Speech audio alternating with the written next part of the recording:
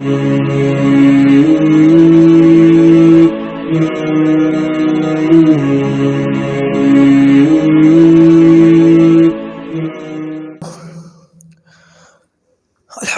وحدہ والصلاة والسلام علی من لا نبی بعدہ اما بعد اعوذ باللہ من الشیطان الرجیم بسم اللہ الرحمن الرحیم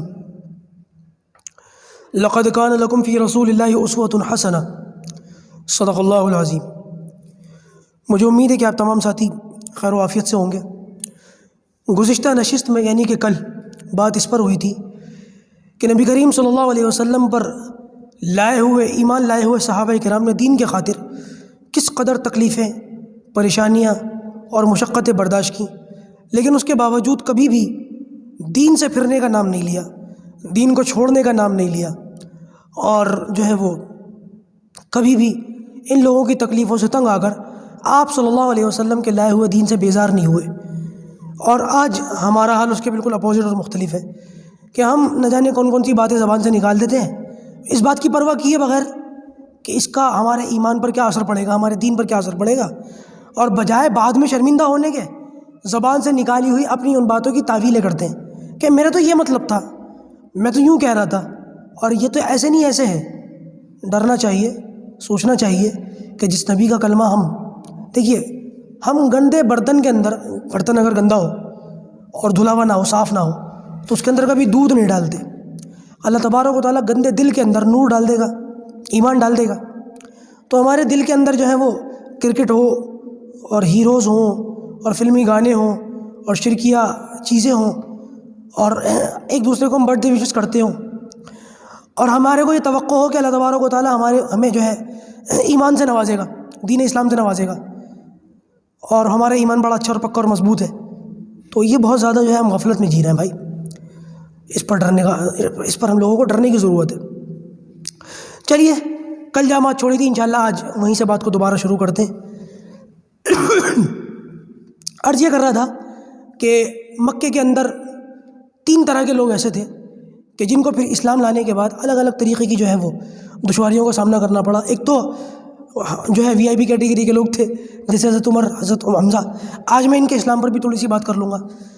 اور دوسرے وہ لوگ تھے جو کسی خاندانی یا قبیلے سے سمجھے جاتے تھے، ان کے اپنے لوگوں کو ان پر جو ہے وہ حاوی کیا جاتا تھا، اور کچھ وہ لوگ ہوتے تھے جو بالکل ہی غلام اور باندھی ہوتے تھے۔ دیکھیں، جو بڑے اونچے طبقے کے لوگ ہوتے تھے ان پر کبھی کسی نے ہاتھ نہیں ڈالا۔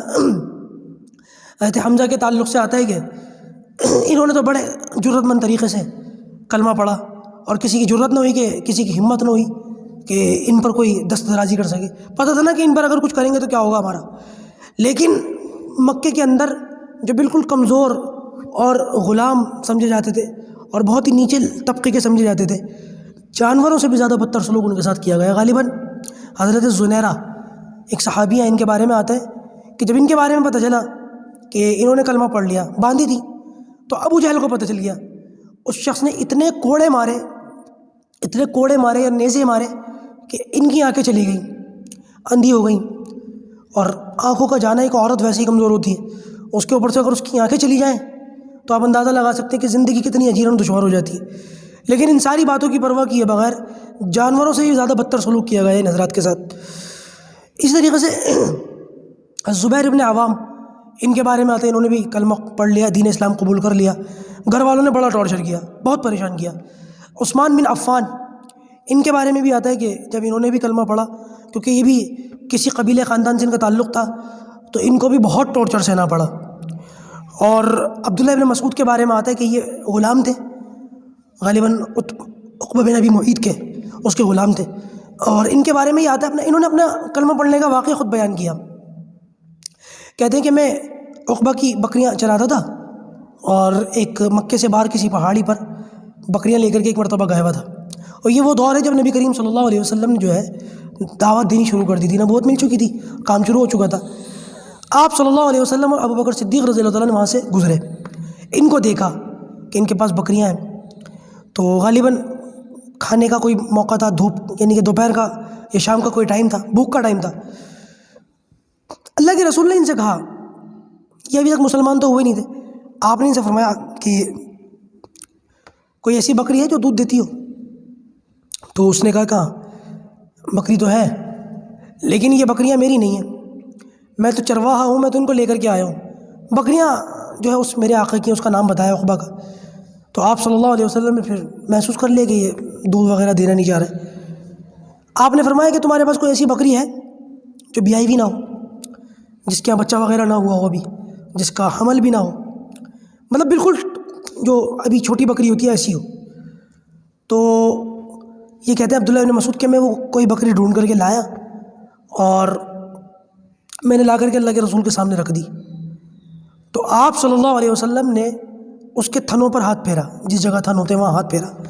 تو کہتے ہیں میں نے یہ دیکھا کہ ایک دم وہاں تھن آ گئے اور دودھ سے بھر گئے، اور اللہ کے رسول صلی اللہ علیہ وسلم نے اس کو دوہا، دودھ نکالا، خود بھی پیا، ابو بکر کو بھی پلایا اور مجھے بھی پلایا۔ کہتے ہیں ہم تینوں نے پیا، اور اس کے بعد آپ نے اس کے جو تھن تھے اس پر ہاتھ پھیرا اور آپ نے فرمایا اخلص، سکڑ جاؤ، واپس ختم ہو جاؤ۔ تو یہ کہتے ہیں کہ میں نے دیکھا کہ وہ واپس بالکل ختم ہو گئے تھن۔ کہتے ہیں کہ یہ معجزہ دیکھا تو میرے دل نے گواہی دی کہ نبی برحق ہے۔ میں نے کلمہ پڑھ لیا، اور کلمہ پڑھنے کے بعد میں نے نبی کریم صلی اللہ علیہ وسلم سے درخواست کی، یا رسول اللہ مجھے کچھ علم سکھائیے۔ تو آپ صلی اللہ علیہ وسلم نے میرے سر پر ہاتھ پھیرا اور آپ نے فرمایا کہ تو سیکھا ہوا ہے، تو پڑھا ہوا ہے، تو سیکھا ہوا ہے۔ نبی کریم صلی اللہ علیہ وسلم نے ان کو اتنی زبردست جو ہے وہ ایک طریقے سے دعا دی ہے کہ تو سیکھا ہوا ہے، تو پڑھا ہوا ہے، کہ آج ان کی ایک تفسیر بھی موجود ہے اور بڑی زبردست تصویر ہے، تفسیری اقوال ہیں ان کے، اور اس سے جو ہے وہ امت بڑی رہنمائی لیتی رہی ہے، 1400 سال ہو گئے آج۔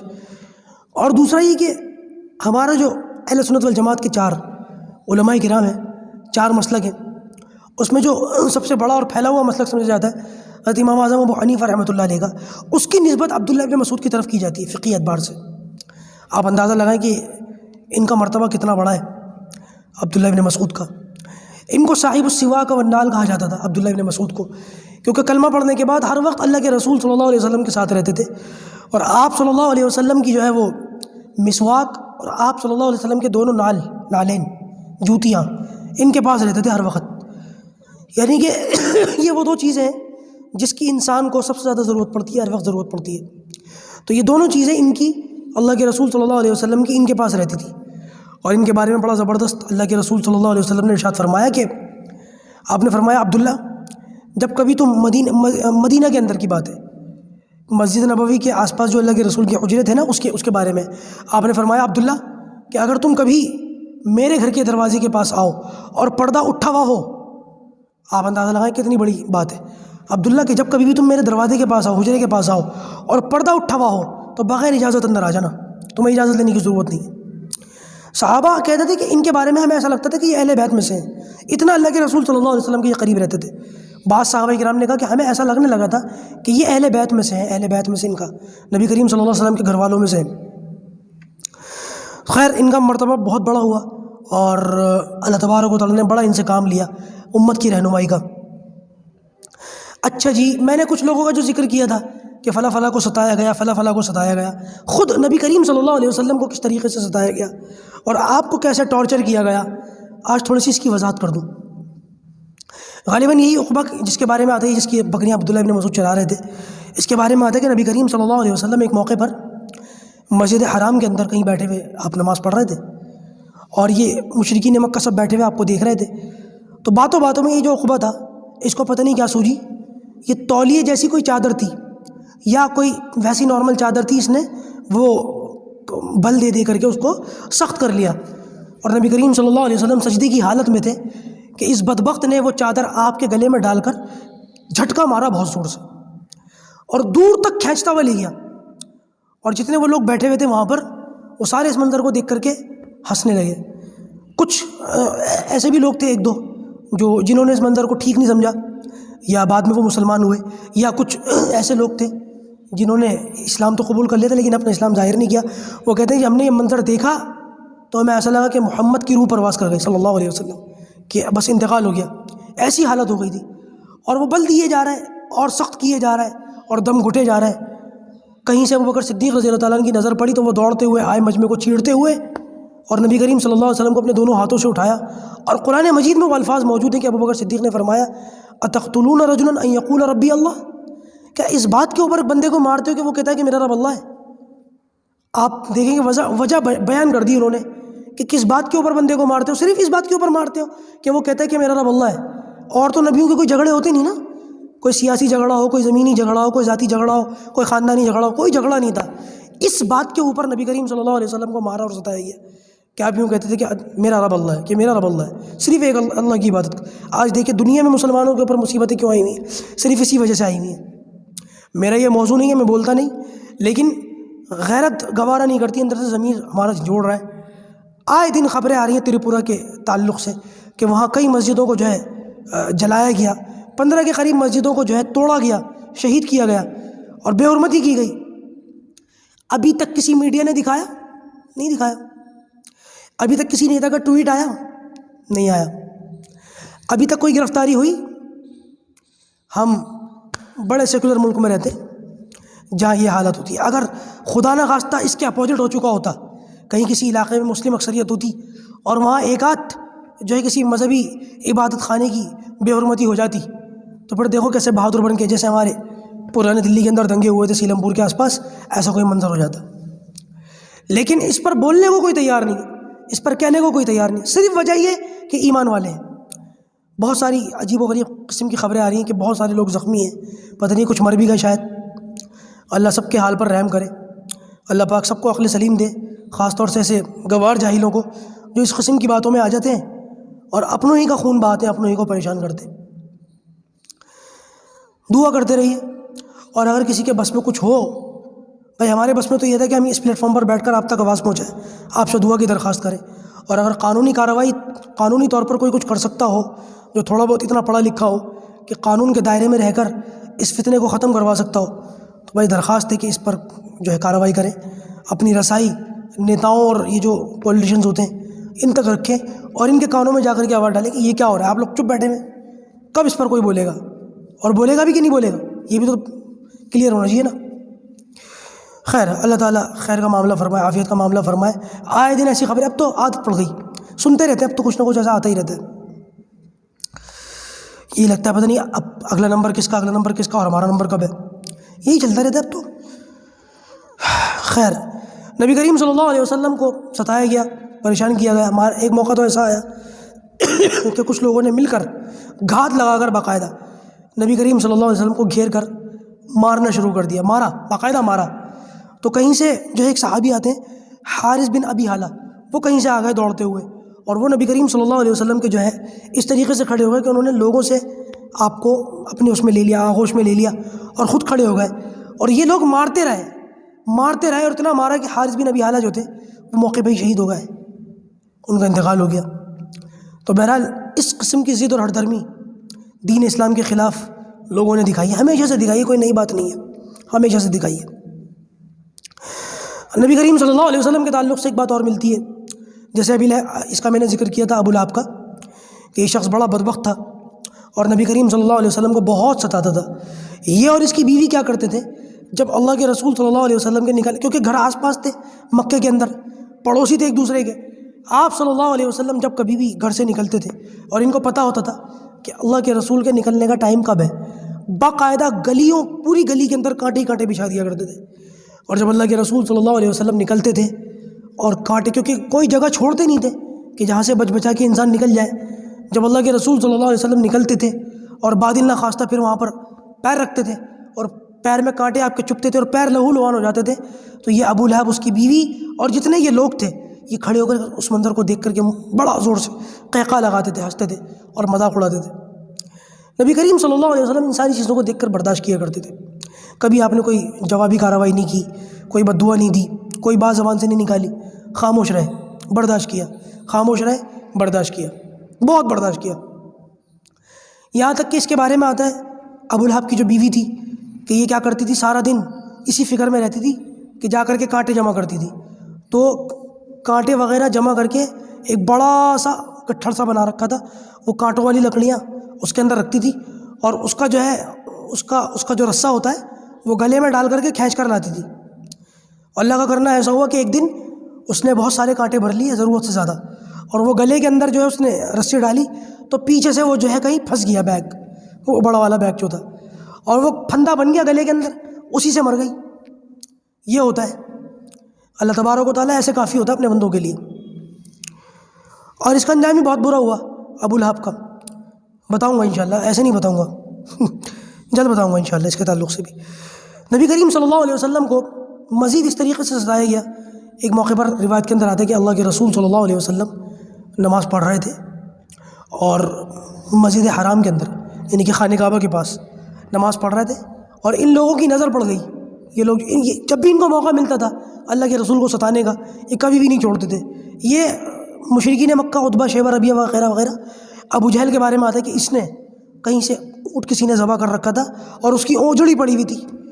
وہ اوجڑی جس کے اندر سے وہ جب کوئی جانور کھانا کھاتا ہے تو ساری غلاظت کھانے پینے کی اور گوبر کی اس کے اندر ہوتی ہے، اس کو اوجڑی بولتے ہیں۔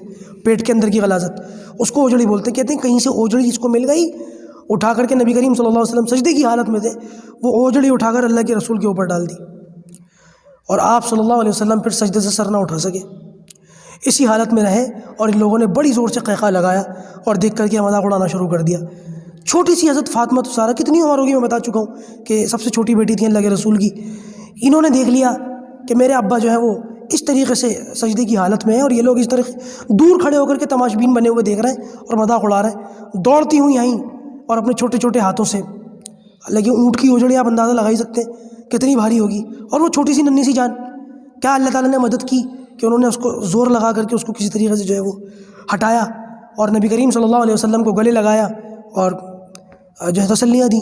آپ صلی اللہ علیہ وسلم اس موقع پہ فرمایا کہ بیٹی تیرے باپ کا دین ہر کچے اور پکے جو ہے بنے ہوئے مکان کے اندر پہنچے گا، ہر کھال اور بال کے بنے ہوئے مکان کے اندر کے پہنچے گا، اور اللہ کا فضل ہے آج ہر جگہ اللہ اکبر کی صدائیں پہنچ جاتی ہیں، یہ اللہ کا بہت بڑا کرم ہے۔ اچھا جی، جب اس طریقے سے آپ کو اور آپ کے اصحاب کو ستایا گیا، ہر طرح سے ٹارچر کیا گیا، پریشان کیا گیا، پھر باقاعدہ ان لوگوں نے مل کر دارالندوہ، جس کا ذکر آیا ہے کئی مرتبہ آ چکا ہے آپ کے سامنے، وہاں بیٹھ کر یہ بہت زیادہ سنجیدہ مسائل ہوتے تھے، اس پر ڈسکشن کرتے تھے۔ تو دارالندوہ کے اندر ہی جمع ہو کر کے انہوں نے پھر ایک مشورہ اور کیا کہ بھئی دیکھو اس طریقے سے مارا جا رہا ہے، ستایا جا رہا ہے، لیکن یہ لوگ دین چھوڑنے کو تیار نہیں ہیں۔ خود محمد صلی اللہ علیہ وسلم کے ساتھ یہ معاملہ ہو رہا ہے، لیکن یہ بھی اپنی دعوت سے باز آنے والے ہیں نہیں۔ مسئلہ یہ ہے کہ محمد صلی اللہ علیہ وسلم گلیوں میں، کوچوں میں، بازاروں میں اور جہاں بھی ان کو موقع ملتا ہے یہ اپنے دین کی دعوت لے کے پہنچ جاتے ہیں، اور مسئلہ یہ ہے کہ مکے کے اندر بہت سارے باہر کے لوگ بھی آتے ہیں تجارت کی غرض سے، تو اگر یہ اسی طریقے سے دعوت دیتے رہے تو بہت خدشہ ہے کہ باہر سے آنے والے لوگ ان کی دعوت لے کر کے باہر جائیں گے، اور یہ جو دین لے کر کے آئے ہیں یہ باہر کے لوگ وہاں پر بھی پھیلانا شروع کر دیں گے، کیونکہ لوگ حج کرنے بھی آتے تھے، تجارت کرنے بھی آتے تھے، اور بہت سارے لوگوں کو تو یہی پتہ چل گیا تھا کہ اللہ کے رسول کا زمانہ یہی ہے اور یہی علاقہ ہونے والا ہے، جیسے کہ میں نے بتایا کہ بہت سارے لوگوں نے کتابوں کے اندر نشانیاں دیکھ کر کے جو ہے تلاش شروع کر دی تھی۔ تو ان لوگوں کو اس بات کا خدشہ تھا کہ اگر یہ دین اس طریقے سے پھیلتا رہا اور باہر جاتا رہا تو ایک بڑی طاقت بنے گی اور کل کو ہمارے خلاف کھڑی ہوگی، تو لہٰذا اس کو روکنے کے لیے ابھی سے قدغن لگانا ضروری ہے۔ تو ولید ابن مغیرہ، جس کے بارے میں آتا ہے، اس نے بیت اللہ کو اس وقت جب 35 سال عمر تھی اللہ کے رسول کی اور خانہ کعبہ کو بنانے کے لیے توڑا، تو سب سے پہلا کدال اسی نے مارا تھا، ولید ابن مغیرہ نے۔ یہ خالد ابن ولید کا باپ ہے۔ تو اس نے یہ کہا کہ اچھا اگر تم یہ چاہتے ہو کہ محمد کی دعوت کو روکا جائے تو اب یہ بتاؤ کہ کیا کہہ کر کے روکو گے، کیا کہو گے لوگوں سے کہ جب لوگ آئیں گے اور یہ محمد صلی اللہ علیہ وسلم ان کو اپنی دعوت دیں گے تو پھر تم ایسی کون سی بات کہو گے کہ جس کو سن کر وہ محمد کی بات کو چھوڑ کر تمہاری بات پر یقین کر لیں؟ کیا کہو گے تم؟ پہلے اپنا بتاؤ تم کیا کہتے ہو۔ تو قریش نے، مشرکین مکہ نے یہ کہا کہ ہم لوگوں سے یہ کہنا شروع کر دیں گے کہ یہ کاہن ہے، کہانت کرتے ہیں۔ کاہن کا مطلب یہ کہ وہ کچھ الٹی سیدھی باتیں کہنا اور وہ جو آج کل کی آنے والی وقت کی باتیں بتا دینا، نجومی ٹائپ کی باتیں، تیرے ساتھ یہ ہوگا وہ ہوگا، یہ کاہن ہے۔ تو ولید نے کہا کہ بھائی دیکھو بات ایسی ہے، یہ کاہن تو ہے نہیں، پکی بات ہے، ہم سب جانتے ہیں، اور کاہنوں کا کلام بھی ایسا نہیں ہوتا۔ اچھا اس دور میں کاہن وغیرہ جو ہے بہت بڑے سمجھے جاتے تھے، اور ہر آدمی اپنے علاقے میں اپنے گھر کوچے کے اندر کاہن رکھتا تھا۔ تو کاہن کیسی باتیں کرتے ہیں، کاہن کا لب و لہجہ کیسا ہوتا ہے، کاہنوں کی ذہانت کیسی ہوتی ہے، انداز بیان کیسا ہوتا ہے، سب لوگوں کو پتہ تھا۔ تو ولید نے کہا کہ تمہارا یہ حربہ پہلے ہی لیول کے اندر فیل ہو جائے گا، کیونکہ کاہنوں کو لوگ جانتے ہیں، کہانت کو لوگ سمجھتے ہیں، اور محمد کا کلام خدا کی قسم کہانت نہیں ہے۔ لہٰذا لوگ تمہیں پہلی فرصت میں جھوٹا سمجھ لیں گے، کوئی اور بہانہ لگاؤ۔ لیکن بات ایسی، ان لوگوں نے مشورہ یہی کیا کہ بات ایسی ہو کہ جو تم کہو وہ ہم کہیں۔ جتنے محمد کے دشمن ہیں سب کی زبانوں پر بات ایک ہی ہونی چاہیے، الگ نہیں ہونی چاہیے، ورنہ پھر یہی ہماری جو ہے ناکامی کا سبب بن جائے گا۔ جو بھی بات کہو مشورہ کر کے ایک ہی کہو۔ تو کاہن والا آپشن تو ختم ہو گیا، کہنے لگے پھر کوئی اور بات کہو کاہن کے علاوہ۔ تو انہوں نے کہا کہ دوسری بات ہم یوں کہہ دیں گے کہ یہ مجنون ہے، پاگل ہے۔ تو ولید نے کہا تم ایمانداری سے بتاؤ، مجنون ایسے ہوتے، پاگل ایسے ہوتے، کہاں سے تمہیں مجنون لگتے؟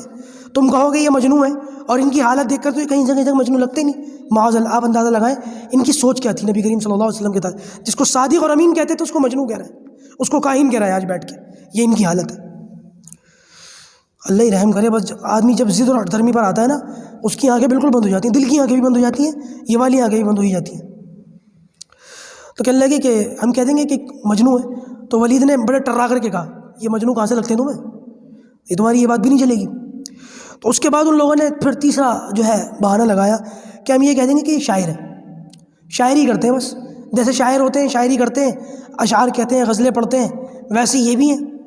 تو اس نے کہا ولید نے کہ بھائی دیکھو، عرب کی تو گٹی میں تھی نا شاعری، تو ولید نے کہا کہ بھائی دیکھو شعر و شاعری تو میں بھی کرتا ہوں، تم لوگ بھی کرتے ہو، اور ہماری تو شعر و شاعری کی محفلیں لگتی ہیں، دنیا شعر و شاعری کے اصناف سے اور شعر و شاعری سے واقف ہے۔